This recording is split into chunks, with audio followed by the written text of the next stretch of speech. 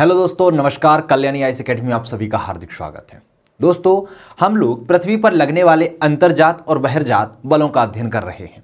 बहिर्जात बलों के अंतर्गत हमने अपक्षय और अपर्दन की क्रिया का अध्ययन किया था और अपर्दन के द्वारा हमने देखा था कि जो पृथ्वी पर अपर्दन है वो बहुत सारे कारकों के द्वारा हो रहा है, जैसे कि नदियों के द्वारा, हिमानियों के द्वारा, पवनों के द्वारा, समुद्री जल के द्वारा, भूमिगत जल के द्वारा। तो इनके द्वारा चट्टानों को या तो घोल दिया जाता है या फिर उनको एक स्थान से दूसरे स्थान पर ले जाकर उनका निक्षेप कर दिया जाता है। तो इस तरीके से अपक्षय करने से और अपर्दन करने से, साथ ही साथ निक्षेपण करने से बहुत सारी स्थलाकृतियों का जन्म होता है। पिछले वीडियो में हमने नदियों के द्वारा और हिमानियों के द्वारा निर्मित स्थलाकृतियों का अध्ययन किया था। आज की इस वीडियो के अंतर्गत हम पवनों द्वारा, समुद्री जल द्वारा और भूमिगत जल के द्वारा निर्मित स्थलाकृतियों का अध्ययन करेंगे। तो चलिए हम स्टार्ट करते हैं हमारा आज का वीडियो और हमारा आज का लेक्चर, जिसमें सबसे पहले हम देखेंगे पवन द्वारा निर्मित स्थलाकृतियां। तो जैसा कि हमने पिछले वीडियो में देखा था कि नदियां और हिमानी जिस तरीके से अपर्दन के द्वारा कुछ स्थलाकृतियों का निर्माण कर रही थीं और फिर निक्षेपण के द्वारा या जमाव के द्वारा कुछ स्थलाकृतियों का निर्माण कर रही थीं, उसी तरीके से पवन भी क्या करती है, दो प्रकार से स्थलाकृतियों का निर्माण करती है। एक अपर्दन से और दूसरा निक्षेप से, अर्थात जमाव के द्वारा। पवनें जब उड़ती हैं तो अपने साथ बहुत सारे रेत के कणों को उठाकर ले जाती हैं। तो जब वह रेत को उठाकर ले जाती हैं, अपने साथ छोटे छोटे महीन कणों को ले जाती हैं और उनके यदि मार्ग में कोई शिला आ जाती है या कोई पत्थर की चोटी आ जाती है तो वह उसका अपर्दन करके बहुत सारी स्थलाकृतियों का निर्माण करती है और फिर आगे जाकर उसी रेत को जो अपने साथ ले जा रही होती है उसका निक्षेप भी करती है और निक्षेप के द्वारा भी बहुत सारी स्थलाकृतियों का निर्माण करती है। तो जब रास्ते में आने वाले शिला का जब वह अपर्दन करती है तो कौन कौन सी स्थलाकृति बनती है उनको हम देख लेते हैं। जैसे उसके द्वारा छत्रक शिला या मशरूम रॉक का निर्माण होता है। मान लीजिए जो पवन है, पवन और वायु में अंतर आप लोगों को पता होगा और नहीं है तो मैं बता देता हूं।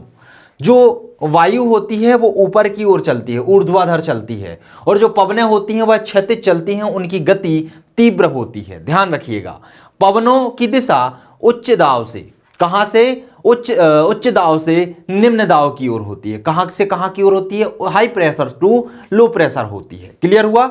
चलिए, तो पवनें जब चल रही होती हैं और मान लीजिए उसके रास्ते में कोई शिला आ जाती है, लंबवत शिला आ जाती है। अब आपको पता होगा कि जब वायु चलती है तो उसके ऊपर महीन कण होते हैं और उसके नीचे रेत के बड़े बड़े कण उपस्थित होते हैं।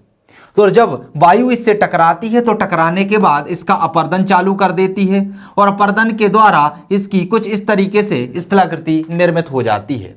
इसका अपर्दन यहां पर बीच वाले भाग में ज्यादा होता है, नीचे वाले भाग में कम होता है और ऊपर वाले भाग में कम होता है। तो इस तरीके की एक शिला निर्मित हो जाती है जिसे क्या कहा जाता है, छत्रक शिला कहा जाता है। ये छत्र के समान दिखाई देती है, इसे ही मशरूम रॉक कहा जाता है। अब मान लीजिए आपसे छत्रक शिला का प्रश्न आ जाता है तो आप इसको किस तरीके से डील करेंगे? आप लिखेंगे, यदि 3 नंबर में पूछा जाता है तो आप लिखेंगे छत्रक शिला। तो यह है पवनों द्वारा निर्मित यह पवनों के अपर्दन द्वारा निर्मित स्थलाकृति है, जो पवनों के क्षैतिज संचलन से उसके मार्ग में आने वाली लंबवत चट्टान के अपर्दन के द्वारा निर्मित होती है और वहां पर इसकी एक सुंदर सी आकृति आपको बना देना है। क्लियर हुआ? चलिए आगे बहुत सारी स्थलाकृतियां हैं, जैसे ज्यूजेन है, यार्डंग है, इंसेलबर्ग है, अपवाह वेशिन या वातगर्त है और ड्राइकाइंडर है। इनको हम डिटेल से आगे समझने का प्रयास करेंगे।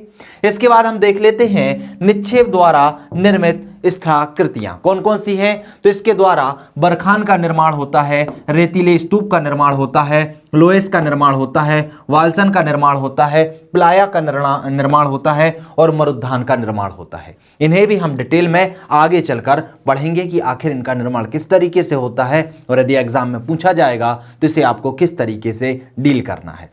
बस आपको यहां पर सबसे पहले इन नामों को याद रखना है कि पवनों के अपर्दन के द्वारा किसका निर्माण होता है और निक्षेपण के द्वारा किसका निर्माण होता है।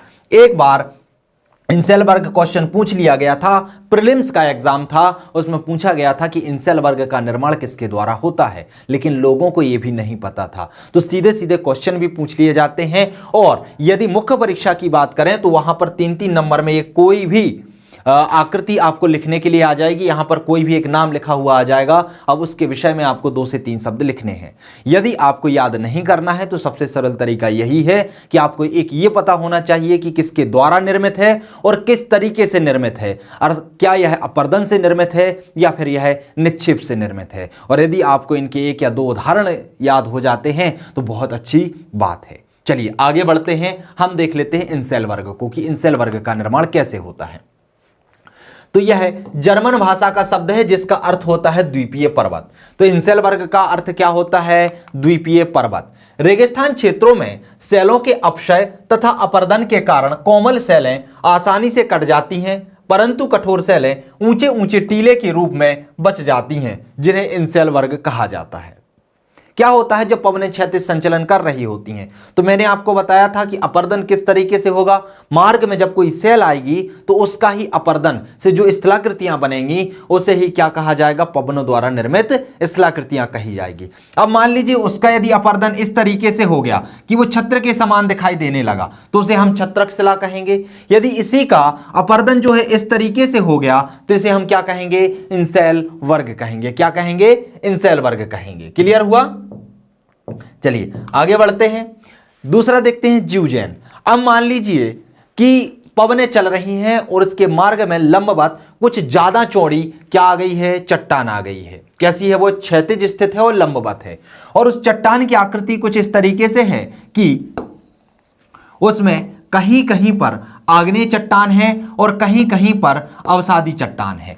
आग्नेय और अवसादी चट्टानें होने के कारण जहां पर अवसादी चट्टान होगी या फिर परतदार चट्टानें होंगी उनका रूपांतरण ज्यादा होगा, उनका अपक्षय और अपर्दन ज्यादा होगा, और आग्नेय और जो रूपांतरित चट्टानें होंगी उनका अपर्दन कम होगा। तो इससे क्या होगा? इससे इस प्रकार की स्थलाकृतियां बनेगी। मैं स्थलाकृति आपको बना के बता देता हूं जो कि इंकपोट के समान आपको दिखाई देंगी। कैसे दिखाई देंगी? इंकपोट के समान आपको दिखाई देंगी। वो स्थलाकृतियां क्या कहलाती हैं? वो स्थलाकृतियां कहलाती हैं जीवजैन। मान लीजिए एक चट्टान आ जाती है, इस तरीके से है। यहां पर क्या है? अवसादी चट्टान है, और फिर नीचे क्या है? आग्नेय चट्टान है। उसके नीचे क्या है? अवसादी चट्टान है। तो जो अवसादी चट्टान है आप देख रहे हैं उसका क्या हो रहा है? अपर्दन ज्यादा हो रहा है, और अपर्दन ज्यादा होने के कारण एक स्थलाकृति बन रही है। और जो कैसी चट्टान है? जो चट्टान अवसादी है या परतदार चट्टानें हैं उनका अपर्दन ज्यादा हुआ, और अपर्दन ज्यादा होने के कारण यहां पर ज्यादा होल टाइप के बन जाते हैं। पवन कैसी चल रही है? ऐसे चल रही है। तो इस तरीके से क्या होता है? इस तरीके की कुछ खिड़कियां बन जाती हैं जो कि दवात के समान या इंकपोट के समान दिखाई देती हैं। इन्हें ही क्या कहा जाता है? जीवजैन कहा जाता है। चलिए आगे देख लेते हैं हम कि किस तरीके से इसे आंसर में लिखेंगे। तो रेगिस्तानी क्षेत्रों में कठोर एवं कोमल चट्टानें जब एक दूसरे के समानांतर होती हैं तो वायु के अपर्दन के कारण इनका निर्माण होता है, और आपको सुंदर सा चित्र बना देना है। क्लियर हुआ? चलिए आगे बढ़ते हैं।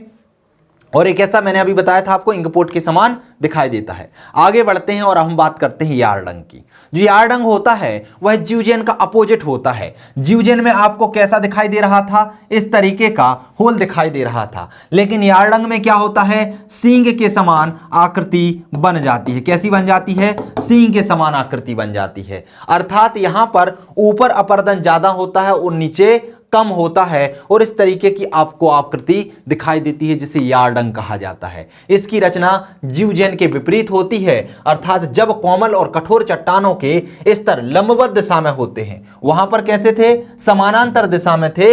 यहां पर कैसे होते हैं? लंबवत दिशा में होते हैं। तो इस प्रकार के रूपों के स्थलारूप को क्या कहा जाता है? यार्डंग कहा जाता है। अब बात कर लेते हैं ड्राइकाइंडर। ड्राइकाइंडर कैसा होता है? जब पवनें चारों ओर से चल रही हों।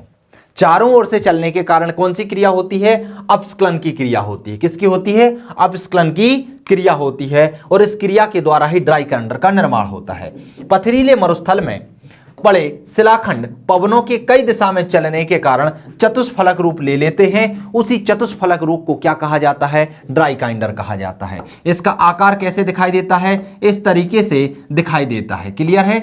इस तरीके से यह आकार ले लेते हैं जिसे चतुष्फलक रूप कहा जाता है। इसे ड्राइकाइंडर कहा जाता है। बात करते हैं प्लाया का। प्लाया क्या कहलाता है?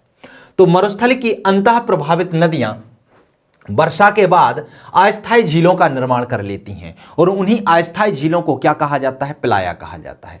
आप सभी को पता होगा जब हम रेगिस्तान की ओर जाते हैं तो वहां पर वायु जो होती है, पवन जो होती है, बहुत तीव्र गति से संचालित होती है। जब वह बहुत तीव्र गति से चल रही होती है तो एक जगह से रेत को उड़ाकर वह ले जाती है और जहां से रेत को उड़ाकर ले जाती है वहां पर इस तरीके की आकृतियां बन जाती हैं। कहीं पर झील बन जाती है तो कहीं पर टीला बन जाता है। अब जहां पर झील बनती है, मान लीजिए बरसात हुई या फिर नदियां प्रवाहित हुई, तो बरसात के कारण यहां पर जो गड्ढे होते हैं वहां पर क्या भर जाता है? पानी भर जाता है और पानी भर जाने के कारण यहां पर झीलें बन जाती हैं। लेकिन वो झील कैसी होती है? अस्थायी झील होती है। क्यों? क्योंकि गर्मियों के टाइम पर ये सूख जाती हैं और दूसरा जब पवनें फिर चलती हैं तो मान लीजिए यहां पर टीलों का निर्माण कर देती हैं और कहीं और पर जाकर गर्त का निर्माण कर देती हैं। इसलिए इन्हें अस्थायी झील कहा जाता है। यह झीलें कभी इधर तो कभी उधर दिखाई देती हैं। क्लियर हुआ? तो यदि प्लाया लिखा आ जाए तो आप लिख सकते हैं कि रेगिस्तान में पवनों के अपरदन के द्वारा निर्मित स्थलाकृतियां जो कि अस्थायी झील के रूप में होती हैं उन्हें प्लाया कहा जाता है। बात करते हैं लोएस की।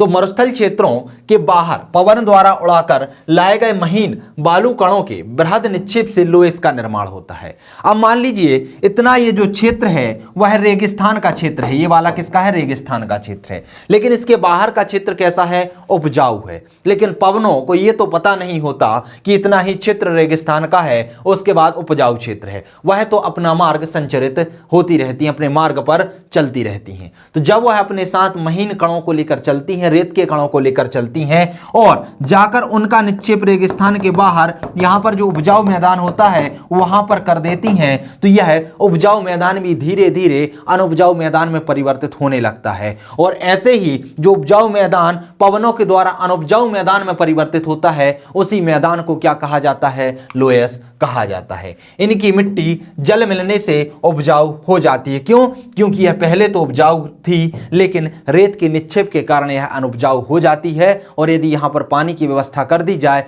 तो यह मिट्टी को पुनः उपजाऊ बनाया जा सकता है। बात करते हैं बालू का स्तूप। जब पवनें अपने साथ रेत को उड़ाकर ले जा रही होती हैं तो आगे जाकर वह उनको इस तरीके से निक्षेपित कर देती हैं। किस तरीके से? इस तरीके से। अर्थात यहां से जब पवनें चलती हैं तो यह यहां पर ज्यादा अपरदन करती हैं और यहां पर पीछे से टीले की ओर इस रेत को डालती जाती हैं, जिसे बरखान भी कहा जाता है, जिसमें दो सींग दिखाई देते हैं। ऐसे टीले जो पवन द्वारा उड़ाकर लाई गई रेत आदि पदार्थों के जमाव से बनते हैं उन्हें बालू का स्तूप कहते हैं। ये पवन की दिशा में स्थानांतरित होते रहते हैं। पवन जिस दिशा में जाएगी वह उस दिशा में परिवर्तित होते जाएंगे।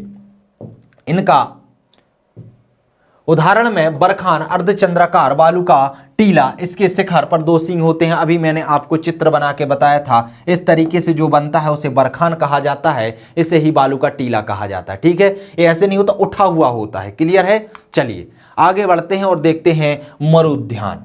मरुद्यान क्या होता है? तो मरुस्थल में जहां कहीं जल उपलब्ध होने से वनस्पति विकसित हो जाए, मरुस्थल में कहीं कहीं आप देखेंगे वहां पर वनस्पति विकसित हो जाती है। और वह विकसित कब हो पाती है? जब वहां पर जल की उपस्थिति हो। तो जल की उपस्थिति में जब कहीं मरुस्थल में वनस्पति उत्पन्न हो जाए, वनस्पति निर्मित हो जाए, तो उस क्षेत्र को मरु उद्यान कहा जाता है, अर्थात मरुभूमि का उद्यान कहा जाता है। क्लियर हुआ? तो ये इतनी सारी स्थलाकृतियां पवनों के द्वारा निर्मित स्थलाकृतियां थीं, जिसमें हमने पवनों के अपक्षय और पवनों के अपरदन और पवनों के निक्षेपण के द्वारा निर्मित स्थलाकृतियों का अध्ययन किया। अब हम बात कर लेते हैं समुद्री लहरों के द्वारा निर्मित स्थलाकृतियों को। तो जिस तरीके से हमने पवनों के द्वारा निर्मित स्थलाकृतियों की बात की, उसी तरीके से हम समुद्री लहरों के द्वारा निर्मित स्थलाकृतियों की बात करेंगे। और ये भी दो प्रकार से निर्मित होती हैं, एक अपरदन के द्वारा और एक निक्षेपण के द्वारा। अपरदन के द्वारा यदि हम स्थलाकृतियों की बात करें तो इसमें आता है क्लीफ या भृगु, मेहराव, कंदरा, प्राकृतिक सीटी, स्टैक या समुद्री तरंग, फ्योर्ड तट, रिया तट, डाल्मेशियन तट और हैफा तट। इतनी सारी स्थलाकृतियां आती हैं जिनका निर्माण समुद्री लहरों के द्वारा अपरदन से होता है। अब ध्यान रखिए, ये अपरदन कहां का करेंगी? तटीय क्षेत्रों में आने वाली चट्टानों का। तो वहां पर भी चट्टानें किस प्रकार की होती हैं? कई प्रकार की होंगी। कहीं पर आग्नेय चट्टान पाई जाएगी, तो कहीं पर अवसादी या परतदार चट्टान पाई जाएगी, तो कहीं पर रूपांतरित चट्टान पाई जाएगी। तो इस तरीके से चट्टानों की प्रकृति अलग अलग होती है। कोई चट्टान अधिक कठोर होती है तो कोई चट्टान मुलायम होती है। तो जो चट्टान मुलायम होगी उसका अपरदन ज्यादा होगा, और जो चट्टान कठोर होगी उसका अपरदन कम होगा। तो अपरदन अधिक और कम होने के कारण चट्टानों की अलग अलग स्थलाकृति बन जाती है लहरों के बार बार टकराने से। तो इन्हीं स्थलाकृतियों को हम क्या बोलते हैं? समुद्री लहरों के अपरदन से निर्मित स्थलाकृतियां। उसी तरह निक्षेप से भी बहुत सारी स्थलाकृति बनती हैं, जैसे स्पिट, हुक, लूप, ट्राम्बोलो, रोधिका, पुलिन और संयोजन रोधिका। तो इन सभी को हम डिटेल में अभी पढ़ने का प्रयास करेंगे कि आखिर ये क्या होती हैं और अपरदन से निर्मित स्थलाकृतियां क्या होती हैं। सबसे पहले हम बात कर लेते हैं अपरदन के द्वारा निर्मित स्थलाकृतियों की। मेहराव की बात कर लेते हैं, लेकिन ध्यान रखिएगा, आप यदि कंदरा को समझ जाएंगे तो कंदरा से मेहराव बनता है, और मेहराव के बाद ही भृगु और क्लीफ बनता है। कैसे बनता है मैं आपको बता देता हूं। तो यहां पर क्या होता है, सबसे पहले हमने देखा भृगु या क्लीफ देखा, अब हमें मेहराव देखना है और कंदरा। तो देखिए, तीनों को हम एक साथ समझने का प्रयास करते हैं। मान लीजिए कोई चट्टान है, इस तरीके की कोई चट्टान है। अब मान लीजिए यहां पर सागरीय जल भरा हुआ है, ठीक है। अब ये चट्टान कुछ ज्यादा लंबी हो जाती है, इस तरीके से बहुत सारी लंबी है, और लंबी होने के कारण ये पानी अंदर तक हो जाता है, अंदर तक चला जाता है। तो ये क्या बन जाती है? कंदरा बन जाती है, गुफा बन जाती है, जिसका यह अपरदन करके इसे और गहरा करती जाती है। लेकिन अब यदि इसके ये पीछे वाला भाग कम होता है, इतना होता है, और ये आपको एक द्वार के समान दिखाई दे, अर्थात इसका गेट भरा हुआ हो, इस तरीके से हो, और पीछे ना हो, मतलब पीछे यहां से भी जल निकल रहा हो, तो ये क्या कहलाती है? ये कहलाती है मेहराव। मेहराव में क्या होता है, एक बार और मैं बता देता हूं अच्छे से।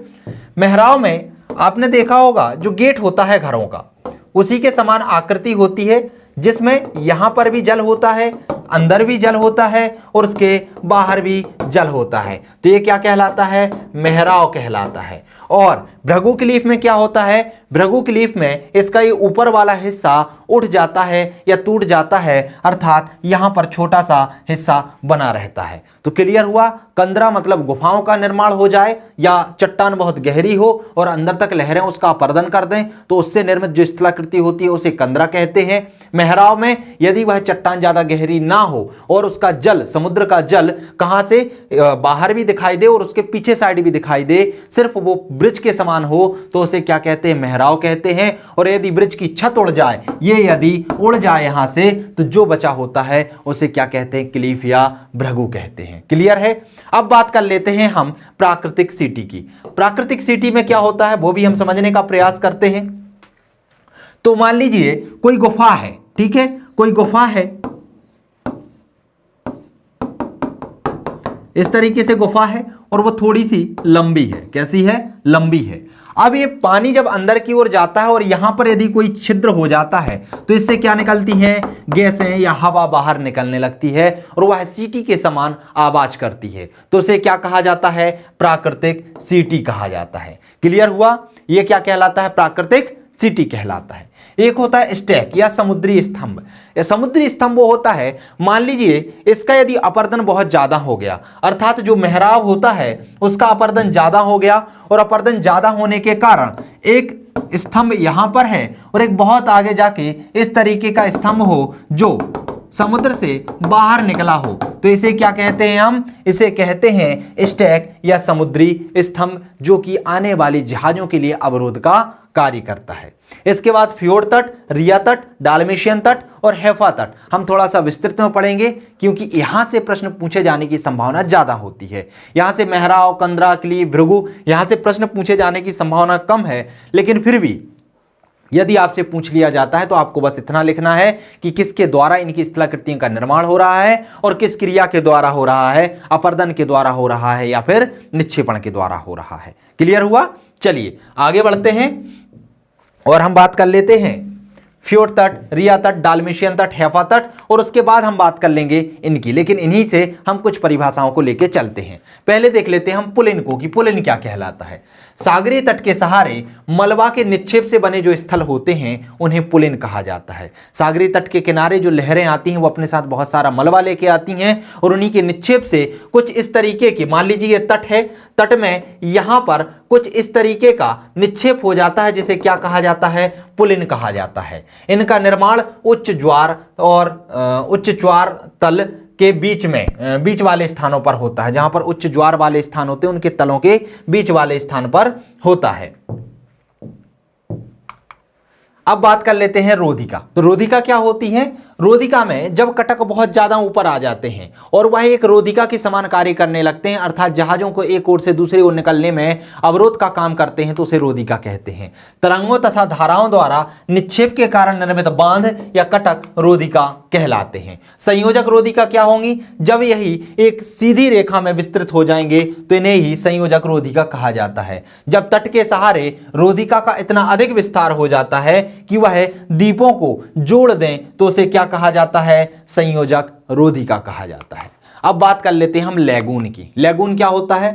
रोधिका का विस्तार जब खाड़ी या लघु निवेशिका के सामने इस तरीके से हो जाए कि तट तथा रोधिका के बीच सागरीय जल बंद हो जाए तो उसे लैगून कहते हैं। हम देखते हैं कि जब सागरीय जल स्थल भाग में प्रवेश कर जाता है और अवरोध के कारण वह जल बाहर नहीं निकल पाता और एक झीलों का निर्माण हो जाता है, उन्हीं झीलों को क्या कहा जाता है? लैगून कहा जाता है। रिया तट की बात करें तो रिया तट का निर्माण कैसे होता है? नदियों द्वारा अपर्दित उच्च भूमि के नीचे धंस जाने से। मान लीजिए कोई उच्च भूमि है, इस तरीके से है और यहां पर नदियां चल रही हैं, यदि इनके द्वारा यहां पर क्या हो गया है, ये भूमि धंसकर इस तरीके के तटों का निर्माण कर दे तो इन तटों को क्या कहा जाता है? रिया तट कहा जाता है। इनकी गहराई समुद्र की ओर जाने पर क्रमशः कैसी होती जाती है? बढ़ती जाती है।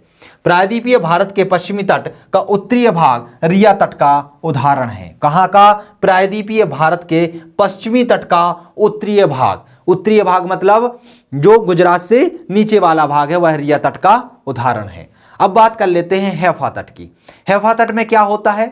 तो सागरीय तटीय भाग में किसी निम्न भूमि के डूब जाने से निर्मित जो तट होता है, मान लीजिए कि इस तरीके की स्थलाकृति बने, यहां पर निम्न तट है जो कि कम ऊंचा है और वह यदि डूब जाए और यहां पर सागरीय जल भर जाए तो यहां से जो तट का निर्माण होता है उसे क्या कहा जाता है? उसे कहा जाता है हैफा तट।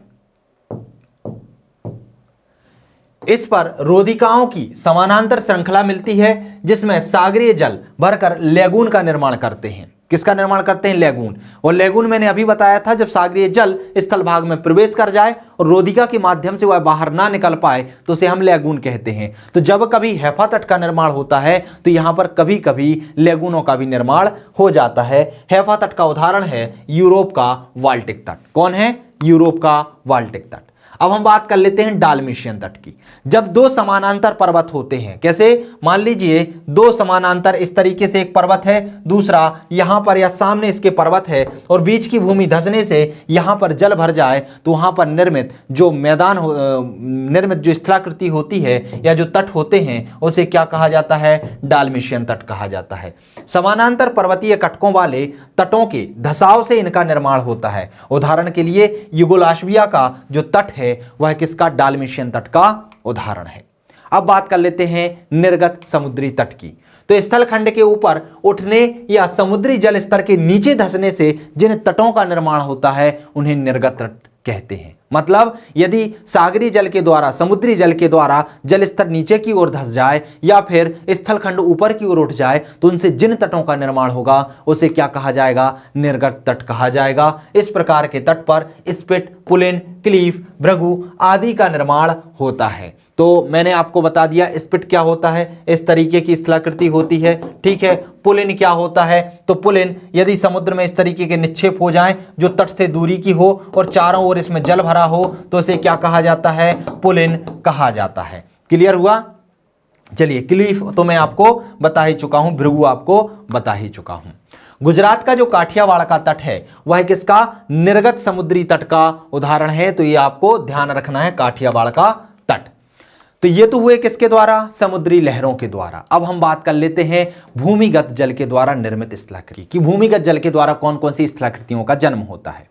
तो इसके द्वारा भी दो प्रकार से स्थलाकृतियों का जन्म होता है, एक अपर्दन के द्वारा और दूसरा होता है निक्षेप के द्वारा। अपर्दन जब यह किसी चट्टान का क्या करे, उसको तोड़े फोड़े या उसका अपर्दन करे, तो उससे भी बहुत सारी स्थलाकृतियां दिखाई देंगी। और फिर उसी के द्वारा टूटे तोड़े गए मलबे को कहीं पर यदि वह निक्षेप कर देती है तो उसके द्वारा भी बहुत सारी स्थलाकृतियों का जन्म होता है।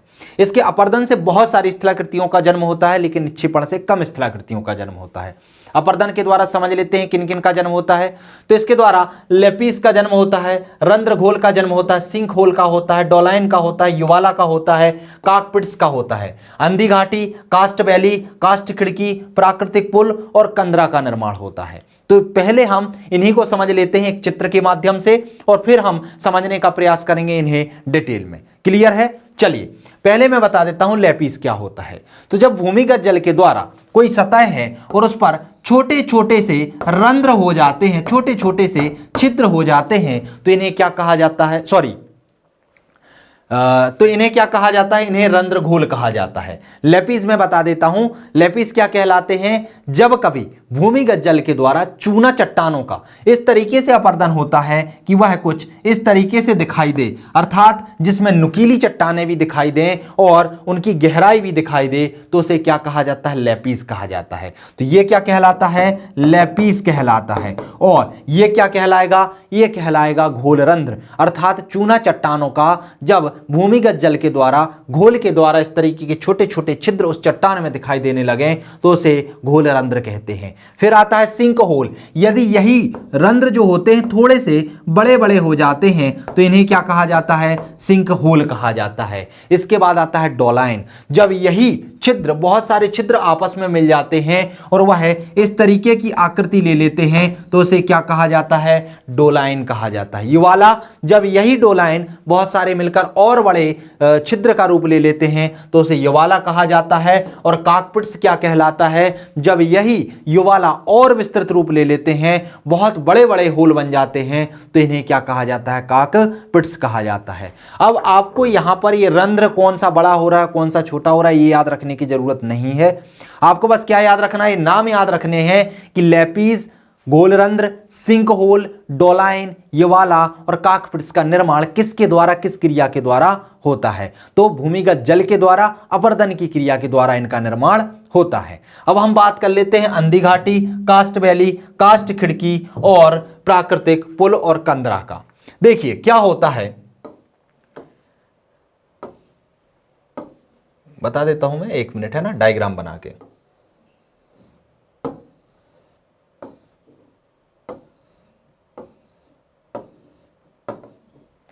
इस तरीके की कुछ स्थलाकृतियां होती हैं। मान लीजिए जल के द्वारा यहां पर अपर्दन चालू किया गया और यहां से जल अंदर के अंदर सीधा ऐसा चला जाता है और कभी कभी यहां पर भी अपर्दन कर देता है।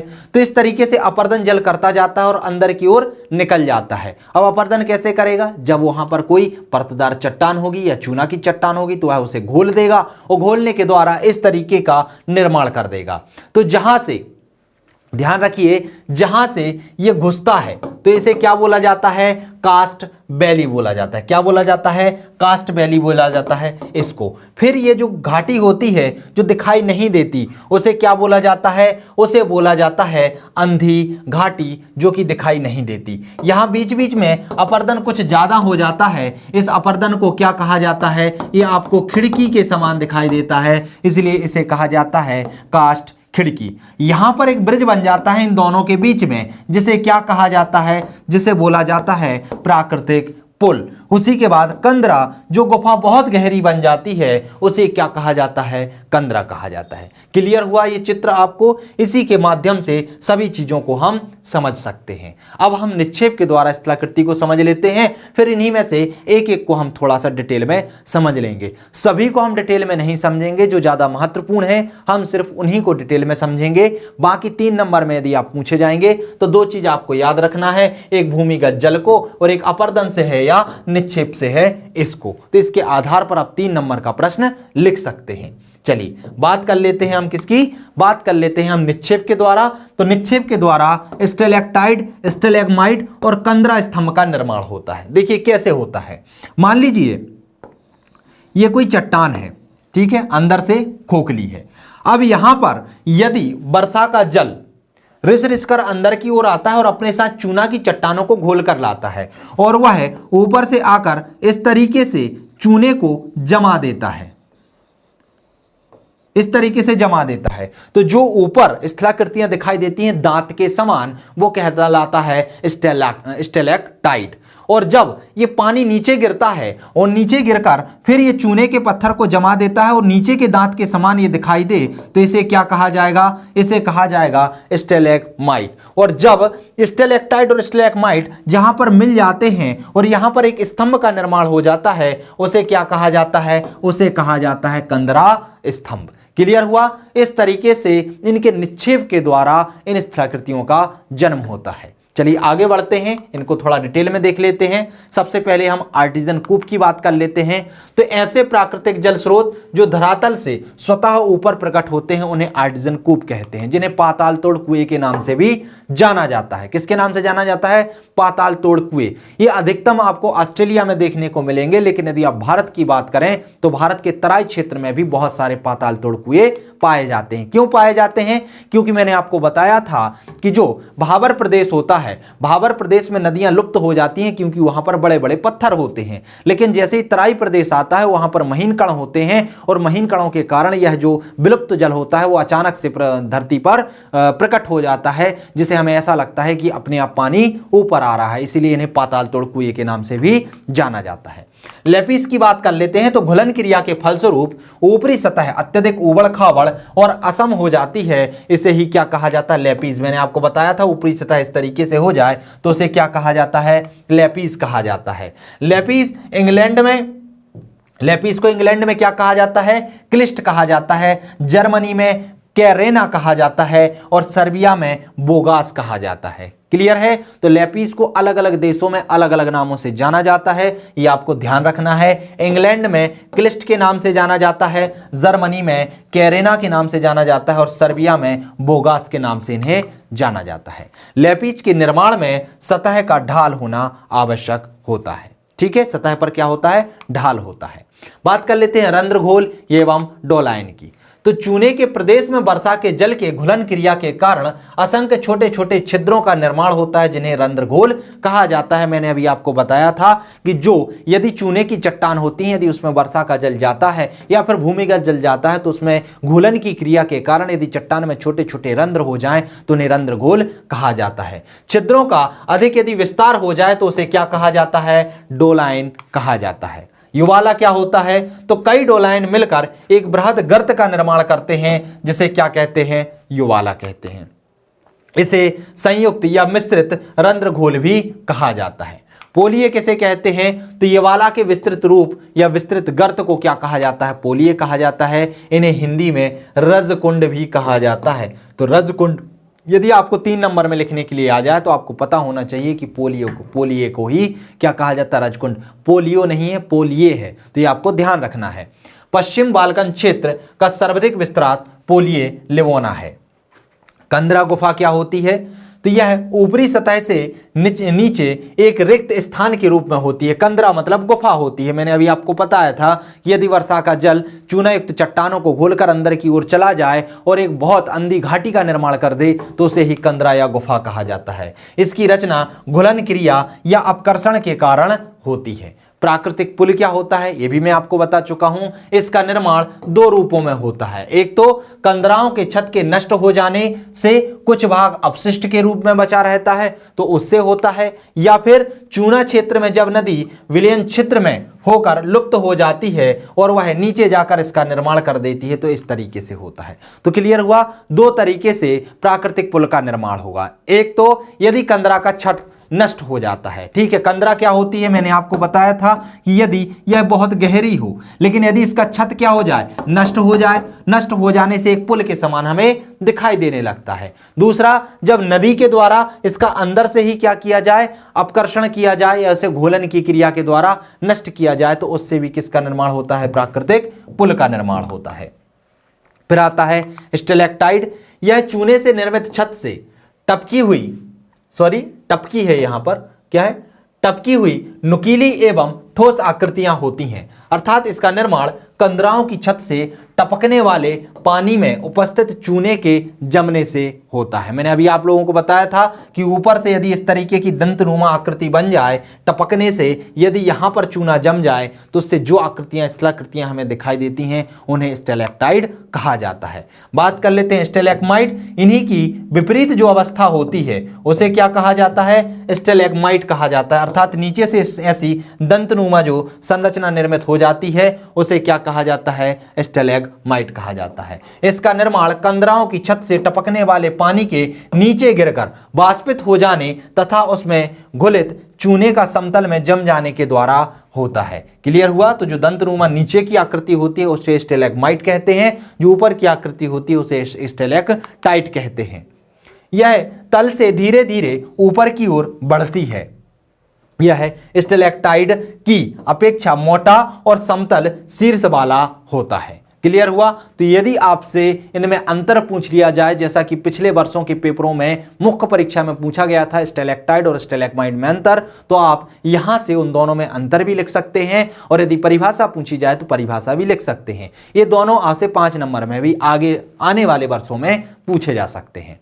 तो दोस्तों, इसके साथ ही पृथ्वी पर लगने वाले जो बल थे, चाहे अंतर्जात बल हो चाहे बहिर्जात बल हो, और बहिर्जात बलों में जो अपर्दन की क्रिया और निक्षेपण की क्रिया के द्वारा जो विभिन्न स्थलाकृतियों का निर्माण हो रहा था, उन सभी को हमने इन 2-3 वीडियो के द्वारा विस्तार पूर्वक समझने का प्रयास किया। यहां से जो प्रश्न बनने की संभावना है मैंने आपको बता दी थी कि 3 नंबर के प्रश्न बनने की संभावना ज्यादा है, 5 नंबर के प्रश्न बनने की संभावना थोड़ी सी कम है, और दीर्घ उत्तरीय प्रश्न बनने की संभावना बहुत ही कम है। लेकिन आपको हर तरीके से इसे तैयार करना है। यदि दीर्घ उत्तरीय प्रश्न आएगा तो उसे किस तरीके से लिखना है, लघु उत्तरीय आएगा तो किस तरीके से, और अति लघु उत्तरीय आएगा तो किस तरीके से लिखना है, इन सभी की जानकारी मैंने पढ़ाते वक्त आपको दे दी थी। क्लियर हुआ? तो दोस्तों, इसमें हमें इतना ही पढ़ना है। मिलते हैं अगले वीडियो में हम अगले टॉपिक के साथ, जिसमें हम चट्टानों का अध्ययन करेंगे, क्योंकि आपके सिलेबस में लिखा हुआ है कि चट्टानें, परिभाषा, साथ ही साथ आग्नेय चट्टान, अवसादी चट्टान और रूपांतरित चट्टान। तो इन्हीं चट्टानों को हम विस्तार पूर्वक पढ़ने का प्रयास करेंगे अगले वीडियो में। तो मिलते हैं हम अगले वीडियो में, तब तक बने रहिए आप हमारे साथ। तब तक के लिए नमस्कार।